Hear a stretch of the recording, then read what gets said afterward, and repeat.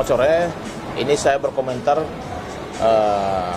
saya sebagai pakar hukum pidana, ya. Arti saya menyampaikan ini untuk edukasi publik kepada masyarakat dan juga pencerahan hukum. Yang pertama bahwa kasus kekerasan atau kasus penganiayaan sampai meninggal seseorang yang terjadi di Surabaya, ya. Pelakunya adalah R. Itu saat ini menjadi viral karena cukup sadis penganiayaannya sehingga si korban meninggal dunia.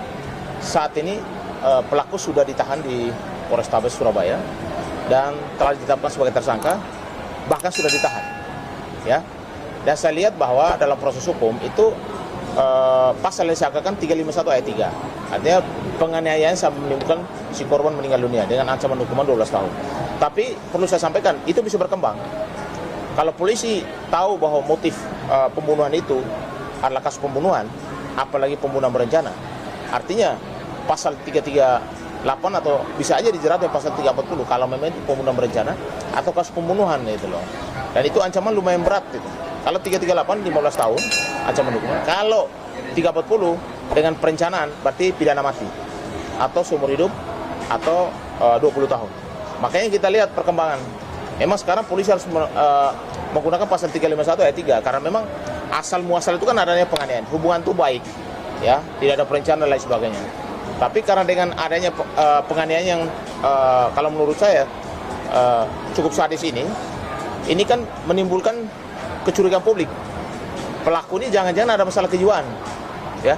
Itu hanya kecurigaan aja. Tapi semua nanti kembali lagi kalau ada misalnya rekam medis ataupun tes kejiwaan di kedokteran. Itu kewenangan daripada dokter menentukan seseorang itu apakah ada masalah kejiwaan tidak. Tapi dari sadisnya kasus pembunuhan itu yang kita tahu bahwa sekarang sudah muncul bahwa memang mereka dipengaruhi alkohol keduanya karena mereka dari salah satu klub di Surabaya. Kita berharap supaya proses hukumnya tetap berjalan, ya. Korban sekarang kan saya lihat di media juga bahwa sudah dimakamkan. Artinya keluarga korban tidak terima dengan kasus ini dan kasusnya sudah bergulir, artinya sudah viral, ya.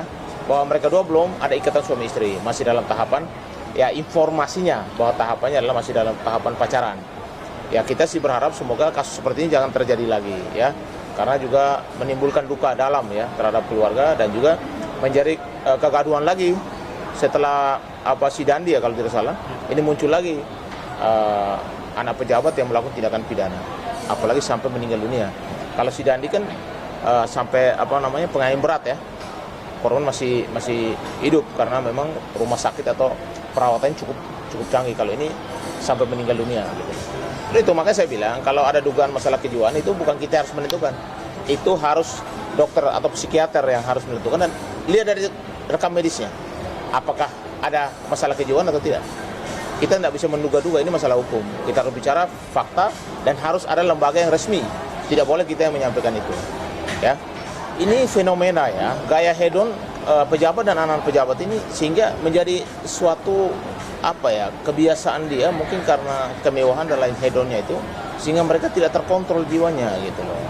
Ini banyak sekali kasus yang muncul loh, ya kan, penganiayaan berat, kasus pembunuhan, bahkan kasus-kasus kriminal yang lain yang dilakukan oleh anak-anak orang kaya, anak-anak orang pejabat. Nah, ini kan harusnya fenomena ini harus ditanggapi dengan serius, gitu loh. Jangan dibiarkan sehingga persoalan seperti ini akan muncul lagi dan muncul lagi, gitu loh. Yang menjadi persoalan kan masyarakat, ya kan, kegaduhan itu akan terjadi di masyarakat dan juga persoalan hukum ini akan menimbulkan rasa bertanya-tanya masyarakat, kok kenapa terjadi lagi, gitu loh. Karena apapun itu, yang korban ini kan warga masyarakat biasa, seorang wanita dari Jawa Barat kalau tidak salah, ya. Masyarakat kita juga turut prihatin dan berduka cita keluarga korban. Dan pelakunya ini kan memang informasi yang kita dapat bahwa mereka itu sudah pacaran cukup lama. Tetapi kejadian ini di luar dugaan, ya. Orang yang sudah kenal, sudah sayang-sayangan dan lain sebagainya harus merenggang nyawa di tangan kekasihnya sendiri. Ini kan jadi viral kan karena itu. Kayaknya saya bilang kalau fenomena baru ini ketika dia melakukan itu di luar kontrol, untung-untungnya masih miras. Jangan sampai ada dugaan penggunaan obat-obatan, ya kan? Ini kan masih miras, artinya polisi juga masih mendeteksi lagi apakah ada indikasi menggunakan dugaan, ya, menggunakan obat-obatan atau tidak. dan apakah dia ada juga dugaan kelainan jiwa atau tidak gitu. Karena ini kan sadis banget itu, orang digilas, orang dilakukan begini kan, dipukul dengan botol dan lain sebagainya. Padahal mungkin masalah sepele. Ini kalau menurut kita dugaannya mungkin curiga, cemburu dan lain sebagainya. Kenapa harus berakibat sampai fatal seperti itu? Tapi kita lihat bahwa polisi juga sudah melakukan tindakan ya, penegakan hukum. Artinya si pelaku saat ini sudah ditahan dan sudah jadikan tersangka. Artinya alat buktinya sudah cukup bahwa memang dia pelaku tunggal itu loh. Saya nggak tahu apakah dalam perjalanan ada yang membantu dalam proses pembunuhan itu atau penganiayaan sehingga menimbulkan orang meninggal atau tidak. Tapi kalau tidak memang pelaku tunggal.